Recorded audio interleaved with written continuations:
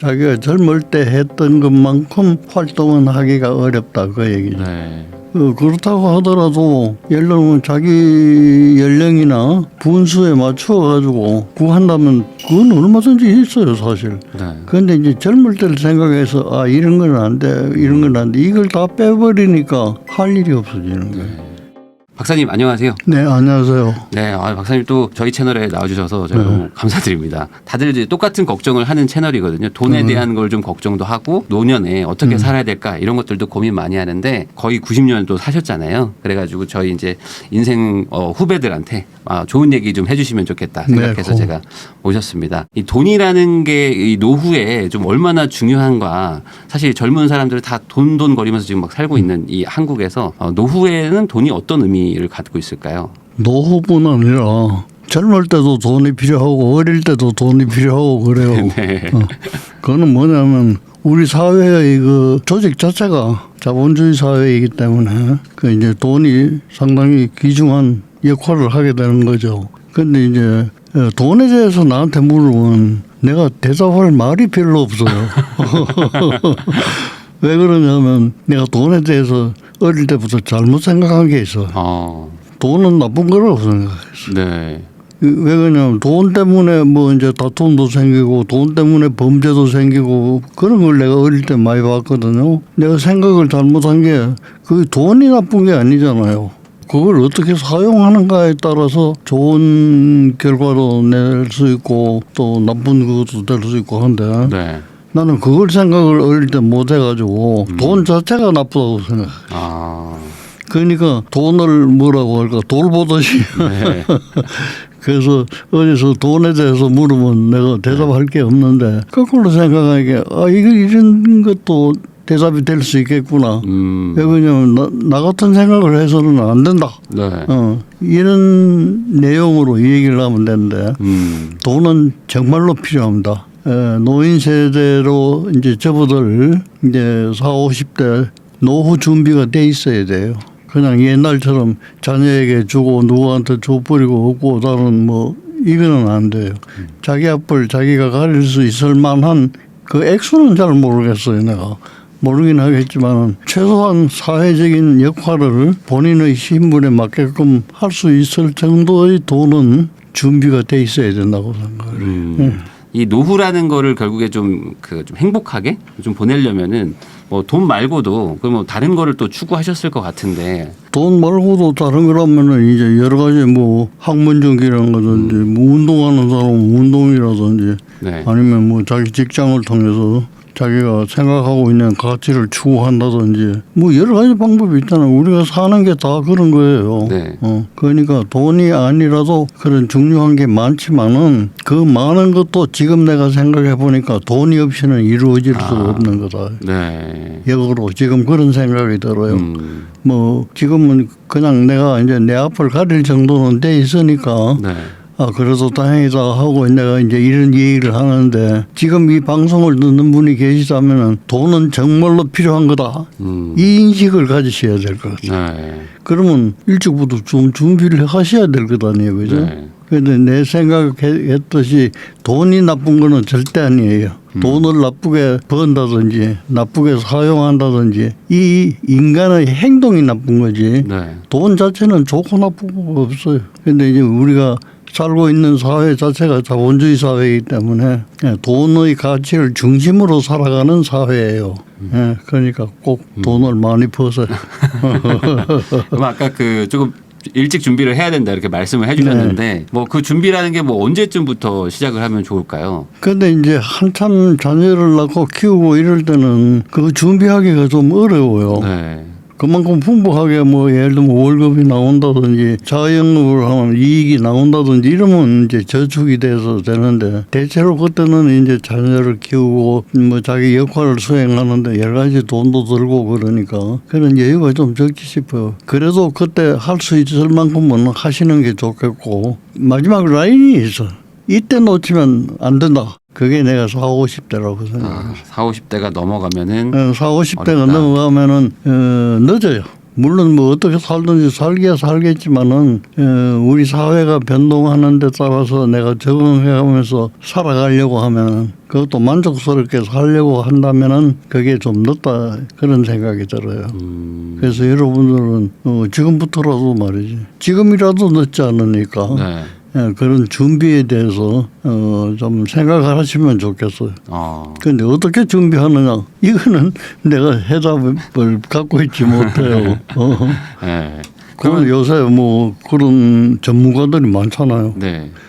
그런 얘기를 참고하시면 참 좋을 것 같습니다. 네. 그러면은 아까 말씀해 주신 거에서 한 4, 50대가 넘어가면은 이제 늦는다고 말씀해 주셨는데 뭐 예를 들어 뭐 60대 뭐 정도 되신 분들은 지금부터라도 내가 좀 돈을 모아보려고 해도 현실적으로 모을 수가 없다라는 말씀이신가요? 왜 그때부터는 좀 어렵다고 생각하시는 건가요? 그건 이제 정년퇴임을 예를 들면 하니까 네.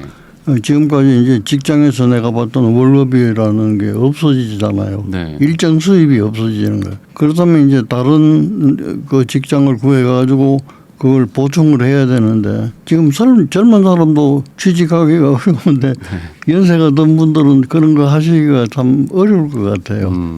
또 설령이 있다고 하더라도 내 생각은 젊은 사람들한테 좀 양보를 해야 될 것 같아요. 네.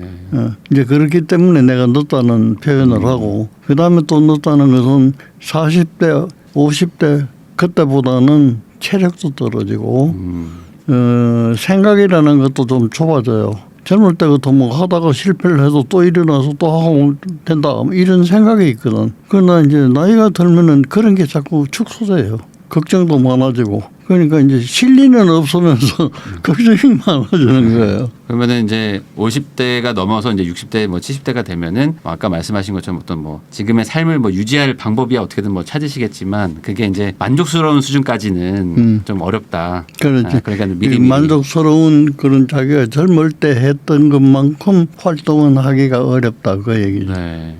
그렇다고 하더라도 예를 들면 자기 연령이나 분수에 맞춰 가지고 구한다면 그건 얼마든지 있어요 사실. 네. 그런데 이제 젊을 때를 생각해서 아 이런 건 안 돼, 이런 건 안 돼, 이걸 다 빼버리니까 할 일이 없어지는 거예요. 네. 그냥 할 일이 없는 게 아니라 내 생각은 자기가 안 하려고 해서 하는 거예요. 이런 거는 내가 할 수 없다. 그런데 이제 우리 자본주의 사회를 살아가자면 직업에 귀천이 없어요. 박사님께서는 막 70세가 넘으셨을 때도 막 학위도 따시고 막 하셨잖아요. 그러니까 그만큼 또 이제 나이가 좀 있다고 해서 막 뭐 못하는 건 또 아닌 것 같은데 자기의 어떤 의지나 어떤 자기가 뭐 하고 싶은 게 생기면은 또 충분히 또 요즘에는 또 건강도 좀 괜찮으니까 하실 수도 있을 것 같은데. 그런데 왜 그러냐면 나이 들면 말이지 젊은 사람들이 자꾸 나이 들었는데 연세가 들었는데 이제 이런 표현을 하니까 내가 뒷방에 앉아 있어야 되는구나 이런 걸 잘못 생각하는 거예요. 네. 그리고 내가 어릴 때 클 때는 이제 어른들은 뭐 60만 돼도 말이지 뒷방에 앉아서 그냥 명령만 하면 되는 거예요. 왜냐하면 그 당시는 이제 대가족 제도니까 그리고 지금처럼 이렇게 뭐 사회적으로 내가 가져야 될 게 많지는 않잖아요. 그러니까 그만큼 사회가 바뀌었는데 바뀐 것을 인식을 못하고 그때처럼 호령을 하려고 하니까 안 된다 그 얘기예요. 정년 퇴임을 하고 나니까 이제 그때 내 마음대로 해도 되잖아요. 네. 그래서 가만히 생각하니까 공부하고 싶던 걸 한번 더 해보면 좋겠다 이런 생각이 들었어요. 그런데 왜 그런 생각을 했냐면 내가 일생을 되돌아보면은 공부를 내가 정말로 공부답게 해본 적이 없어요. 초등학교, 중학교, 고등학교 내가 성적이 좋았어요. 학교 성적. 네. 공부 잘했어요. 그런데 이제 실제 그게 내 머리에 들어가는 공부가 아니고 부모한테 갖다 보이는 성적표 공부라. 내가 공부 잘해서 뭐 부모님들이 즐거워하시잖아요. 나는 즐거워하는 게 즐거워요.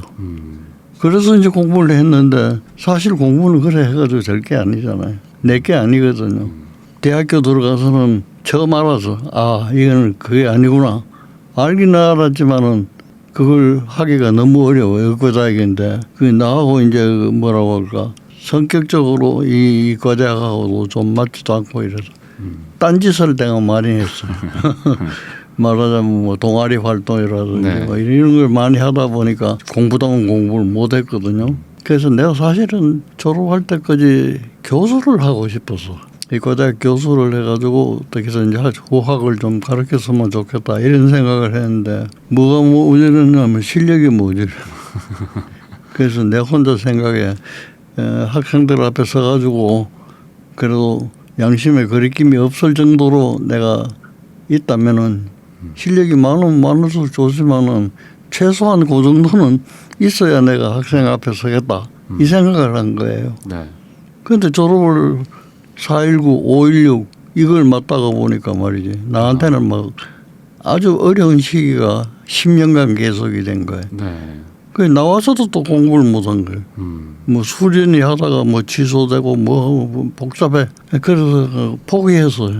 이래가지고 학생 앞에 설 수 없다. 그랬는데 군대 갔다 와서 그때는 정신과 의사가 몇 안 됐거든. 교수님들이 몇 안 됐어요. 그래서 제대했다고 이렇게 인사하러 다녔더니 전혀 나하고도 관계없는 연세대학교에서 과장님이 여기 와서 일 좀 하라고. 그래서 발령받았어요. 네. 내가 연세대 교수를 시작하면서 레지던트 공부를 하듯이 공부를 했어. 처음으로. 정년퇴임하고 나와서 가만히 보니까 앞에 거는 다 밀려서 한 거예요. 남이 뭔가를 하라고 해서. 그래서 이건 내가 하고 싶은 걸 좀 해봤으면 이래서 디지털 대학을 선택한 거예요. 지금 고려사회대학에 72살 때 입학을 했어요. 네. 문화예술학과. 정신과는 다른 그 신체 이해하고 달라가지고 그 사람의 생활사라든지 어떻게 자랐는가 그 문화적인 배경 이런 것도 알아야 되고 그다음에 또 외국에 나가 보니까 거기서 사람이 살고 문화가 있고 그런데 그런 걸 깊이 있게 이해하자면 이 체계적으로 좀 공부하는 게 좋겠다. 그래서 학사에 문화예술학과 학사, 네. 학예사. 76세에 76세 때 내가 졸업을 했었습니다. 그러니까 공부하는 거는 그때 하는 게 제일 재밌어요. 스스로 하고 싶을 때 할 그럼요. 때가 가장 재밌고 그럼 과거에는 약간 뭐 어쩔 수 없이 했던 거 대비 실제로 내가 해보시니까 많이 다르시던가요? 많이 다르죠. 뒤에 한 거는 내 것이 되고 네. 앞에 것은 공부는 잘했지만 내 것이 아니고 그래. 그 사실 요즘에 이제 뭐 한 50대, 60대 뭐 이런 분들이 이제 아까 은퇴도 많이 하신다고 이제 했는데 이 은퇴를 앞두거나 은퇴하시면서 어떤 고민을 많이들 하시나요? 미래에 대한 불안이죠. 은퇴하는 사람이면 태연하게 보여도 다 불안은 있어요. 네. 왜 그러냐면 지금까지 능숙하게 하던 일을 그만두고 새롭게 일을 해야 되니까 그게 이제 더 예민한 사람은 그걸 가지고 뭐 하루 종일 생각한다든지 그것 때문에 정상이 생기고 그렇지만 보통 태연하게 보이는 사람들도 그런 불안은 다 갖고 있다. 그런 생각이에요. 그럼 그 불안함을 뭐 어떻게 좀 이렇게 뭐 극복을 하거나 어떻게 좀 해결을 하라고 좀 그런데 그건 말씀하시나요? 대부분 자기가 인식은 못하지만은 자기가 대부분 해결해요. 자기 습관대로. 네. 자동차 갖고 계시죠. 네. 출근할 때 이러면 모르긴 해도 내가 늘 다니던 길로 많이 다닐 거야. 네. 새 길로 이래 가도 얼마든지 갈 수 있는데 안 가거든. 그건 왜 그러냐면 내가 가는 게 습관이 돼 있어서 그래. 네. 그리고 그게 익숙하니까. 그런데 그 익숙한 걸 지금 버려야 되잖아. 그러니까 새 길도 찾아봐야 되고 그러거든. 그래서 이제 불안한데 그 불안에 매달리는 사람이 있어요. 떨쳐버리면 되는데 아니면 적극적으로 다른 길을 한번 이렇게 자동차를 몰아가보면 되는 건데 그렇게 하지를 못하고 거기에 매달려요. 불안에 매달리면 불안이 점점 커지는 거예요. 이제 용어로 치면은 불안, 그다음에 공포라는 말을 써. 공포가 더 심해지면 요새 뭐 많이 공황장애 가는 거 있잖아. 네. 공황 상태. 이런 식으로 이제 불안이 정복되는 거예요. 이게 불안이. 대체로 자기가 해결할 수 있다 하는 거는 그 불안 상태. 거기에서 자기 습관대로 또 해결을 해요. 그런데 이제 그게 넘어서면은 혼자 가지고는 해결하기가 좀 어려워요. 그럴 때 이제 상담자를 만나서 조금 조언을 듣는 게 좋을 것 같아요. 예, 아까 말씀하신 대로 대부분의 사람들은 뭐 불안 정도기 때문에 또 답을 또 찾아가지만 또 심각한 분들은 또 그게 안 되는 분들은 그렇죠. 좀 도움을 좀 뭐 의료적이든 뭐든지 도움을 좀 받는 게 좋다. 그렇게 말씀해 주셨는데 또 하나의 요즘 좀 사회 문제랄까요? 이게 예전에는 뭐 다들 결혼을 하셨지만 이제는 진짜 결혼도 안 하고 이제는 결혼도 안 하다 보니까 이제 연애도 잘 안 하고 그래서 사실상 이제 1인 가구라고 할까요? 그냥 혼자 사는 사람들이 정말 많아졌는데 그 사람은 또 외로움이라는 걸 또 느끼게 되고 이게 사회적으로 앞으로 더 좀 문제화가 되고 뭐 이렇게 될 것 같은데 이 외로움이라는 게 문제라고 생각하시는지 그리고 이걸 뭐 어떻게 뭐 극복하라고 말씀해 주시는지. 그 외로움이 문제가 아니라 네. 사람은 누구나 외로움을 느끼는 거예요. 그 사람이 느끼는 걸 다 문제라고 생각한다면 나는 그부터가 문제지. 그 나서 또 살아가는 게 문제고 네. 또 죽으려면 죽는 게 또 문제고 네. 이제 그렇게 생각하면 문제가 아닌 게 없어요. 자기가 어떤 가치를 가지고 또 어떤 습관을 가지고 어떤 성격을 가지고 이 세상을 살아가겠는가 하는 거는 뭐 집에서도 배우고 학교에서도 배우고 또 사회생활을 하면서도 배우고 말하자면 나한테 축적이 되는 거예요. 그 경험이. 그걸 다 합해서 우리가 인격이라고 그래. 자기가 어떤 경험을 쌓아가지고 네. 자기 것으로 만드는가. 이것이 인격의 수준을 말하는 거지. 금수저 갖고 있다가 잃어버리면 그만이지 뭐고. 내게 아니잖아요. 네. 그게 뭐 돈이라는 거야 뭐 금방 없어지기도 하는 거니까. 내가 어떤 습관을 갖고 있는가 이게 참 중요해요. 그런데 대부분 사람들은 그걸 생각하지 않고 살거든. 그런데 한 번쯤은 되돌아보면서 나는 하고 생각해 볼 필요가 있어요. 예, 예를 들면 살아가자면 고통이죠. 네. 즐거움보다 고통이 많잖아요. 그러면 이 고통을 어떻게 해결하는가 하는 거는 자기 몫이에요. 내가 정신과 의사지만 환자한테 이렇게 하세요 해가지고 되는 게 아니에요. 그런 분위기를 조성해주면 자기가 이래 해보면 되겠구나 하든지 그걸 우리가 어려운 말로 통찰이라고 그래요. 그걸 자기가 알아야 되는 거지. 내가 가르쳐 준다고 그대로 해가지고 성공할 수 있는 건 아니에요. 그러니까 뭐 돈이 되게 뭐 노후에 중요하다 뭐 이렇게 얘기를 해주셨는데 결국에 이런 노후를 보내는데 이런 거가 좀 안 되면 좀 되게 불행하다 뭐 이런 것들도 혹시 좀 있을까요? 뭐 이런 거 없으면 뭐 불행하다든지 뭐 이런 걸 내가 놓치면 불행하다든지. 돈을 움켜쥐고 앉은 사람이 참 불행해. 돈을 이제 가지고는 있는데 오히려 쓰질 않고 쥐고만 있는 사람. 내가 본 환자 가운데 그건 옛날이니까 연탄 피울 때가 있어. 네.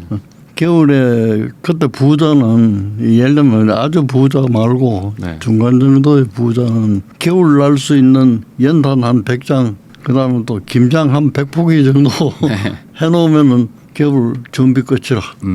근데 그 집도 잘 사는 사람인데 이 부인은 말이지 맨날 나한테 와서 어젯밤에 춥게 잤다고. 그래서 너 연탄 100장 해놓고 뭐가 그리 춥다고 그러네. 한 장을 쓰지를 못하는. 왜 그러냐면 한 장을 쓰면 몇 장 남아요? 99장. 99장. 네. 그걸 못 견뎌요. 100장이라 해야 돼. 부자처럼 갖고는 있으면서 네. 적절할 때 쓰지를 못하는 거예요. 아까워가지고.